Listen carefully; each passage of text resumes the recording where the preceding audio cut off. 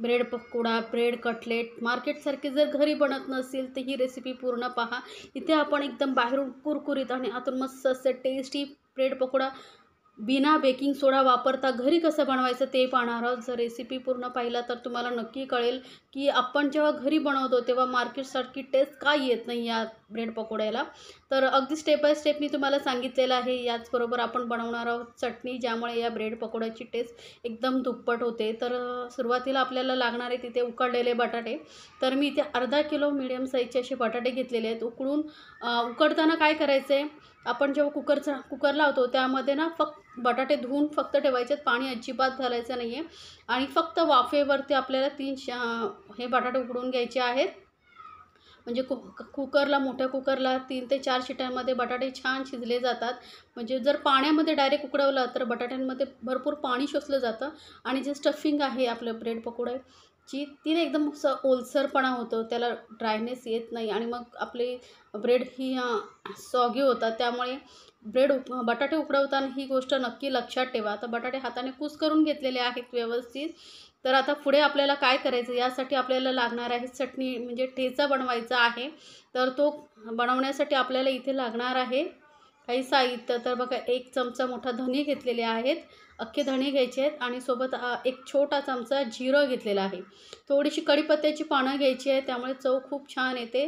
आवडत असेल तर घाला। इथे मी 5-6 हिरव्या मिरच्या घेतलेल्या आहेत, त्या कमी तिखट आहेत त्यामुळे मी 5-6 घेतलेल्या। जर तिखट घेतलात तर तुम्ही आवडीनुसार कमी जास्त करू शकता। 1 इंच मोठा आल्याचा तुकडा घेतलेला आहे।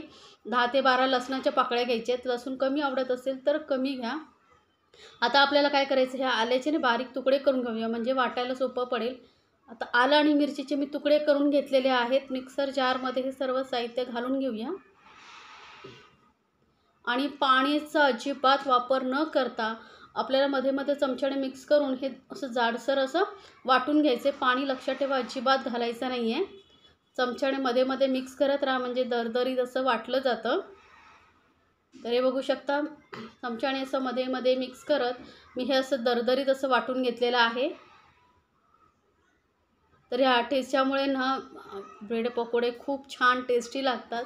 तर या पद्धतीने एकदा नक्की बनवून बघा। आता आपण गॅसवरती एक पॅन ठेवलं आणि त्यामध्ये 2 चमचे तेल घेतलेले आहे। तेलामध्ये अर्धा चमचा राई घातलेली आहे। आता राई तडकली ना की यामध्ये आपण घालणार आहोत ते म्हणजे उडदाची डाळ। उडदाच्या डाळीमुळे ना खरंच खूप छान टेस्ट येते। एकदा नक्की बनवून बघा या पद्धतीने। आता उडदाची डाळ थोडीशी आपण लालसर होईपर्यंत परतून घेऊया, तेलामध्ये फ्राय करून घेऊया। आता इथे मी जिरं घालत नाही, कारण आपण वाटताना जिरं घातलेलं होतं, त्यामुळे जिरं न घालता आपण फक्त उडदाची डाळ ही लालसर होईपर्यंत आपण भाजून घेतलेली आहे। आता पाव चमचा एवढं हिंग घालायचं आहे। हिंग नक्की घाला, कारण बटाटे बेसन वगैरे आहे त्यामुळे डायजेशनचा प्रॉब्लेम होऊ नये म्हणून हिंग घालायचं। आता जे वाटण करून घेतलं होतं आपण, ठेचा बनवून घेतला होता, तो सर्व यामध्ये घालून घ्यायचं आणि तेलामध्ये मस्त असं परतून घ्यायचं आहे। लक्षात ठेवा आपण यामध्ये आलं आणि लसूण घातलेलं आहे कच्चा, त्याचा पूर्ण कच्चेपणा निघून जाईपर्यंत आपल्याला एकदम मंद गॅसवरती हे परतून घ्यायचं आहे। जर व्यवस्थित परतलं गेलं नाही तर लक्षात ठेवा ब्रेड पकोड्याची जी भाजी असते ना ती टेस्टी लागत नाही। आता यामध्ये पाव चमचा एवढी हळद घालते, जास्त हळद घालायची गरज नाही। पाव चमचा असा कलर घातला ना की भाजीला असा लाईट कलर येतो, जो दिसायलाही खूप सुंदर दिसतो आणि चवीलाही छान लागतो।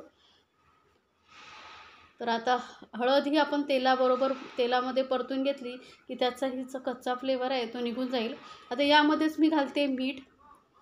आता मीठ घातल्यामुळे काय होतं, व्यवस्थित चटणीमध्ये मिक्स होतं आणि मग जेव्हा आपण यामध्ये बटाटे घालतो तेव्हा बटाट्यांनाही व्यवस्थित मीठ लागतं, त्यामुळे चटणीबरोबर हे मीठ परतून घ्यायचं आहे आपण। आता हे मस्त व्यवस्थित असं परतून घेतल्यानंतर यामध्ये जे उकडलेले बटाटे आहेत ते घालून घेऊया।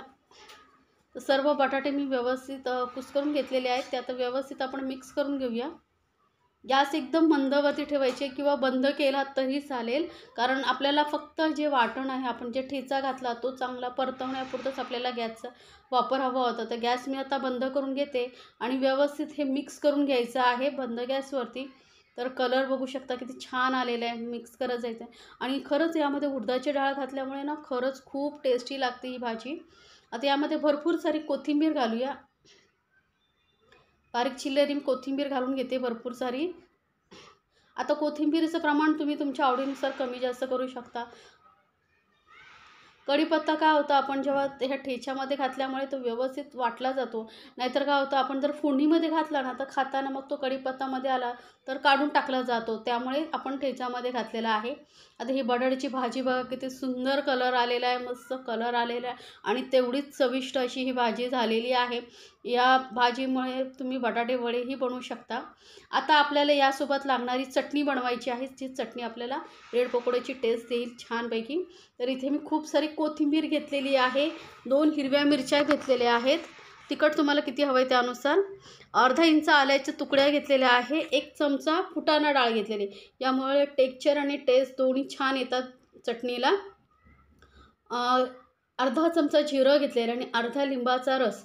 आता तुम्ही म्हणाल माझ्याकडे फुटाणा डाळ नाही आहे, तर मग तुम्ही शेंगदाण्याचा कूट घातलात तरी चालेल. आल्याचे मी ना तुकडे करून घेतलेले आहेत, आलं आणि मिरचीचे. आता हे सर्व साहित्य परत आपल्याला मिक्सर जारमध्ये घालून ही आपल्याला चटणी बनवून घ्यायची. ही कुठल्याही स्नॅक्सबरोबर तुम्ही खाऊ शकता. खरंच खूप छान लागते ही चटणी. आता शेंगदाणेही नसतील तर मग तुमच्याकडे बारीक शेव असेल तेही घातलात तरी चालेल. लिंबामुळे ना चटणीला खूप छान टेस्ट येते आणि चटणीही तुम्ही बनवून आठवडाभर जरी फ्रीजमध्ये ठेवलात तरी अजिबात खराब होत नाही. आता यामध्ये आपण घालूया चवीनुसार मीठ. ही चटणी कुठल्याही स्नॅक्सबरोबर खूप छान लागते. किंवा आता लिंबू नसेल तुम्हाला पिळायचं तर थोडंसं 2 चमचे दही घातलात तरी चालेल. आता हे बघा, थोडंसं पाणी घालून एकदम बारीक अशी वाटून घेतलेली आहे. चटणीचा कलर बघा किती छान आलेला आहे, मस्त कलर आलेला आहे आपल्या चटणीला. तर ही चटणी आता आपण काढून घेऊया भांड्यामध्ये. तर चटणीचा कलर बघू शकता किती सुंदर आलेला आहे. तर आपली चटणी तयार आहे, बटाट्याची भाजीही तयार आहे. आता आपण ब्रेड पकोडे बनवायला घेण्याआधी आपण बेसन मिक्स करून घेऊया. तर बेसन बघा, इथे मी घेतलेलं आहे 1 कप मोठा बेसन घेतलेला आहे.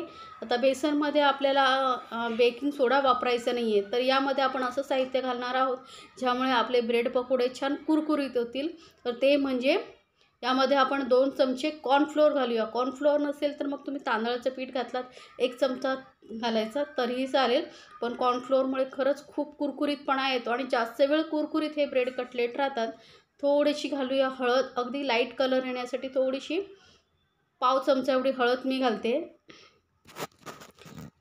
चवीनुसार घालूया मीठ आणि हे सर्व साहित्य आता चांगलं आपल्याला मिक्स करून घ्यायचं आहे. आणि यामध्ये आता पाणी घालून आपण ह्याचा घट्ट असा घोळ बनवून घेणार आहोत. पीठ चांगलं असं घट्टसर पाहिजे, एकदम पातळी करायचं नाही. नाहीतर जास्त पातळ केलं तर काय होतं, आपण जेव्हा ब्रेड पकोडा तेलामध्ये सोडू तेव्हा त्याला एक्स्ट्रा असा चुरा जास्त निघतो. त्यामुळे थोडंसं पाणी घालून आपण मस्त असं आधी फेटून घेणार आहोत आणि नंतर आपल्याला जशी पाहिजे तशी कन्सिस्टन्सी ठेवू शकतो. किती पातळ हवं आहे, किती घट्ट. आधी थोडंसं पाणी घालून चांगलं 5 मिनटं तरी फेटून घ्या. तर बघू शकता मस्त असं फेटलं गेलेलं आहे.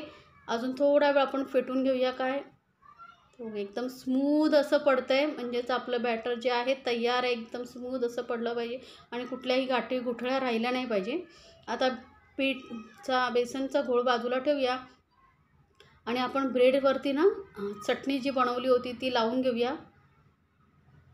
असं तुम्हाला जर आवडत असेल तर लावा, नाही लावलात तरी चालेल. डायरेक्ट तुम्ही बटाट्याची भाजीवरती ठेवूनही बनवू शकता.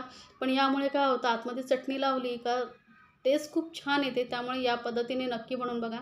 आवडत असेल तर तुम्हाला इथे थोडंसं केचप लावला, टोमॅटो केचप तरीही चालेल. तर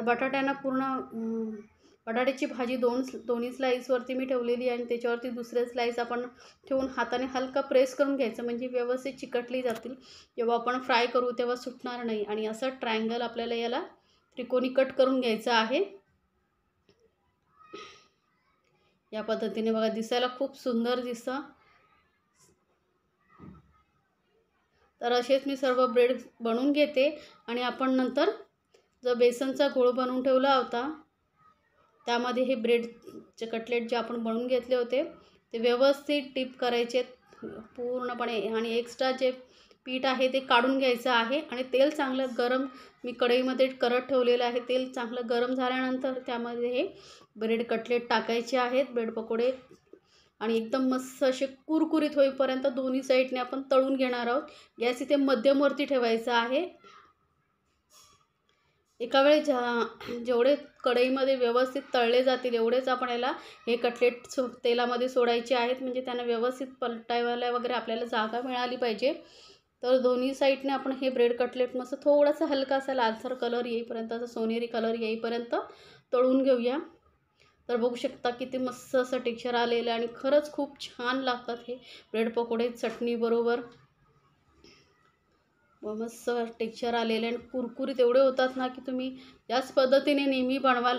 बेकिंग सोडा घातल्यामुळे काय होतं, तेल जास्त शोषलं जातं आणि मग तेलकट होतात.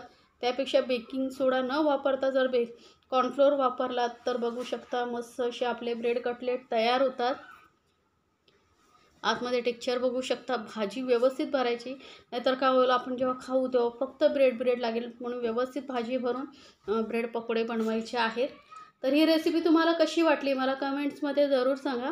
आणि रेसिपी आवडली तर चॅनलला लाईक्स, कमेंट्स आणि सबस्क्राईब करायला विसरू नका. सोबतच बेल आयकॉनवरती नक्की क्लिक करा, म्हणजे माझ्या नवीन रेसिपीची नोटिफिकेशन लगेचच तुमच्यापर्यंत पोहोचेल.